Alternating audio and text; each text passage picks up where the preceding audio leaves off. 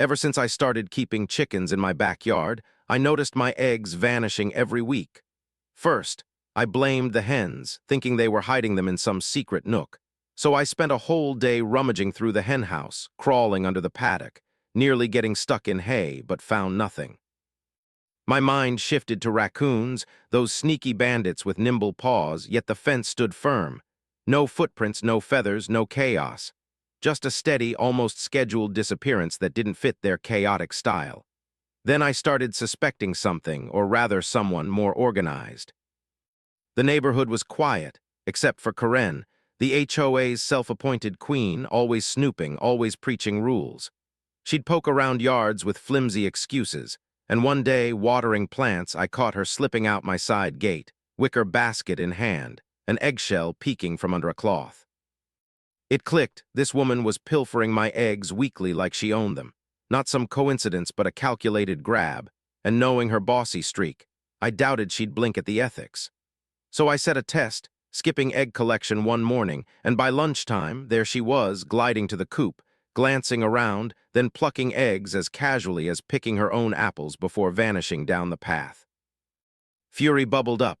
Not over the eggs themselves, I'd have more tomorrow, but her gall, strolling onto my land, taking what she pleased like some entitled farmer. Confrontation tempted me, but where's the thrill in that? She wouldn't learn from a scolding. People like her only get it when they feel the sting. So I hatched a plan while feeding the chickens, spotting Gertrude, my broody hen, guarding her nest with a glare that could melt steel. Hatching eggs full of near-ready embryos were her domain, and I grinned imagining Karen cracking one for breakfast. A half-formed chick oozing out with the yolk, perfect revenge for her theft, a surprise she'd never forget. For 2 weeks I let Gertrude brood, pretending ignorance as eggs kept disappearing, keeping a poker face when I passed Karen in the street. She'd suspect nothing if I played dumb. Then when the eggs were ripe, I swapped them into the nests, dodging Gertrude's pecks, setting the trap with care. Next morning I peeked out. Right on cue, Karen sauntered in, basket swinging, collecting her haul, oblivious to the horror awaiting her kitchen, even grabbing extra from the pile I'd made tempting. She strutted off, and I settled in, knowing the real show was about to begin. I barely waited 10 minutes before the scream ripped through the air.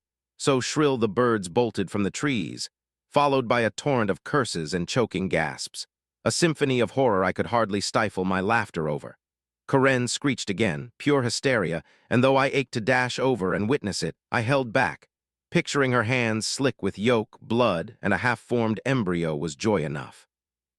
Peering out, I saw her door fling open. She stumbled into the yard, hands flailing like she could shake off the nightmare, face twisted in disgust and despair, a woman fleeing her own crime scene. Inside, I imagined her cracking that first egg, expecting a golden omelet, only to see a chick plop into the pan, maybe twitching, the stench hitting her greedy nose. Then repeating it, too gluttonous to stop at one. She pictured herself clever, spouting her nothing-beats-free-range nonsense, but now her smugness was a gooey mess. She collapsed outside, then bolted back in, and less than an hour later a shadow stormed my gate, basket in hand, what was left of her haul dripping and broken. She pounded the gate with fury. I let her stew a moment before opening, feigning innocence with a cheery, "Good morning, something wrong?" Her eyes bulged, hair wild, the trauma of those hatching eggs unraveling her pristine facade. She thrust the basket at me like evidence in a trial, bits of shell and goo clinging to it, a faint chick silhouette visible, beautiful chaos, and barked. "Do you have any idea what happened?" I frowned, all fake concern. "Something wrong with the eggs." Her lips pressed tight, teeth nearly piercing through. "They were ruined, dangerous, you need to control your animals." The nerve, she'd stolen them, yet blamed me, dodging confession since admitting theft would sink her. I crossed my arms, ruined. "Oh no, I don't sell eggs, just for me," watching her excuse crumble as she blinked, grasping her trap. "But you have chickens," she stammered. I shrugged. "Sure, but I'd never let someone take spoiled ones without warning," landing the barb with surgical precision. She stiffened, clutching the basket, floundering as I tilted my head. "Knew what?" Silence hung, golden. She couldn't say I knew they'd hatch without explaining her sticky fingers, nor claim ignorance without looking foolish. Her mouth flapped fish-like before she snorted, "Very childish," and stormed off. Stealing was fine, but my payback. Immature, I rolled my eyes, shut the door, and savored the win, thinking she'd learned her lesson, but oh, I underestimated her spite. I should have known Corinne wouldn't slink away quietly. Her type never does, ego too bloated to swallow defeat. So when a residence association notice hit my mailbox the next day, whining about hygiene issues and smells from my chicken coop, I wasn't shocked, just amused. She couldn't call out the hatching eggs without outing herself, so she pivoted to petty revenge, piling on complaints over days. Excessive noise, substandard fence, health risks from loose animals. A bureaucratic tantrum from the woman who'd raided my nests. But her accusations were laughable. My hens didn't crow, their clucks paled next to her embryo-fueled shrieks, and my coop, spotless with vaccination records to boot. The fence, installed by pros, met every ordinance. She was grasping, hopping to drown me in red tape, unaware I'd already braced for her games. Her move handed me ammo, and while I prepped a calm rebuttal with coop docs, I took a stroll past her house. There in her backyard sat a flashy, unapproved greenhouse, a glaring HOA violation she'd never registered, a delicious hypocrisy from the rulebook thumper herself. So I fired off an anonymous email to the board, photos attached, asking if it was kosher, and waited with glee. 2 days later, the HOA cleared my chickens. No irregularities. While Corinne got slapped with a notice to dismantle her greenhouse or face a fat fine, her own sermonizing boomeranging beautifully. I could have stopped there, savored the indirect jab, but her egg-stealing, her nerve to retaliate, itched too much. So that morning, as she stewed over her penalty, I grabbed a basket of fresh eggs and knocked on her door, beaming innocently. She answered, haggard, sleepless, probably paranoid about who snitched. "Good morning," I chirped, offering the basket. "Since you like my eggs so much, thought you'd enjoy some fresh ones." Her glare could have torched me, teeth gritted as she hissed, "Funny, looks like someone's been poking around where they don't belong." I gasped, mock surprised. "Oh, you think so too?" I was going to say the same, letting the silence sting. She flushed crimson, not from disgust this time, but raw fury, knowing she was cornered. If she pushed, I'd spill the theft, humiliate her publicly, and her eyes screamed she knew it. "If you need more eggs, just ask," I added, tilting my head. "Maybe pay for them next time, huh?" She slammed the door, and I strolled home laughing, her greenhouse gone by week's end, her meddling silenced, a victory tasting sweeter than any yolk. Corinne's defeat felt final as her greenhouse vanished, dismantled under the HOA's stern eye. Her once imposing shadow shrank, and I figured she'd learn not to tangle with me again, her silence a rare gift after weeks of her nonsense. My chickens clucked on, eggs safe, and the neighborhood settled back into its quiet rhythm, no more baskets sneaking out my gate.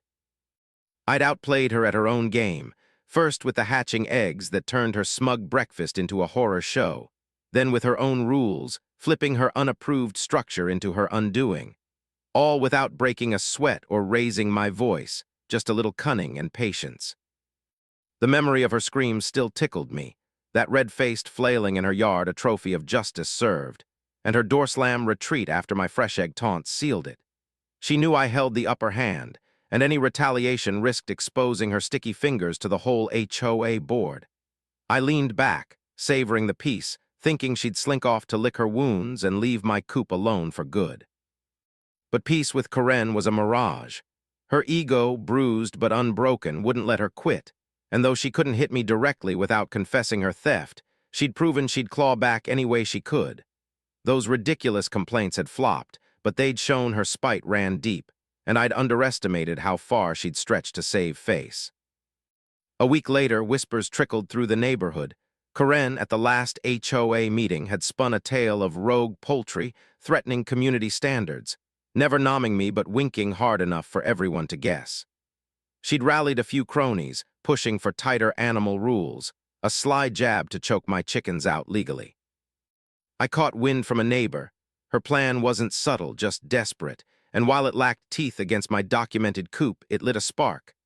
I wasn't done playing yet, and if she wanted round two, I'd serve it up fresh. Her own poison had already bitten her once, and I had more where that came from, ready to watch her squirm again under the weight of her own making. Corinne's HOA meeting stunt didn't surprise me. Her rogue poultry, sob story was a flimsy veil, too cowardly to name me outright but dripping with her signature venom. She'd roped in a handful of her loyal lapdogs, pushing for stricter animal rules to strangle my chicken keeping without proof. just spite dressed up as concern. It was a weak swing. My coop's records and compliance were ironclad, and most neighbors shrugged it off, tired of her drama. But it proved she'd never quit, her pride a festering wound demanding payback. I'd humiliated her twice, first with the hatching eggs, then her greenhouse, and now she'd claw at any thread to regain control. I could have ignored it, let her flail and fade, but that spark of defiance reignited. Why let her stew in peace when I could twist the knife a little more? She'd handed me the game, and I'd play it better, her own tactics ripe for the picking. I just needed the right move to make her choke on her own rules again. Digging into the HOA bylaws, I found gold. Section 4.2 required all meeting proposals to be backed by documented evidence, not just whining, and Karen's vague poultry rant had none. I drafted a polite email to the board, all innocence, asking for the specific incidents behind her push, knowing she'd either dodge or fabricate, both sinking her deeper. Meanwhile, I strolled by her place again. Her yard, post-greenhouse, now sported a tacky fountain, another unapproved addition screaming hypocrisy. I snapped photos, sent another anonymous tip, and within days, the board hit her with a second violation notice. Her face at the next meeting, I heard, was a masterpiece of barely contained rage. She overplayed her hand, and I'd turned it back, her own obsession with control boxing her in. No screams this time, just the quiet satisfaction of watching her unravel, her cronies peeling away as the board tired of her baseless crusades. My chickens clucked on untouched, while Karen's reign shrank to a petty echo. Karen's second violation notice landed like a brick through her ego's window. Neighbors whispered she'd stormed out of the next HOA meeting, her fountain fiasco peeling away her last allies as the board's patience thinned.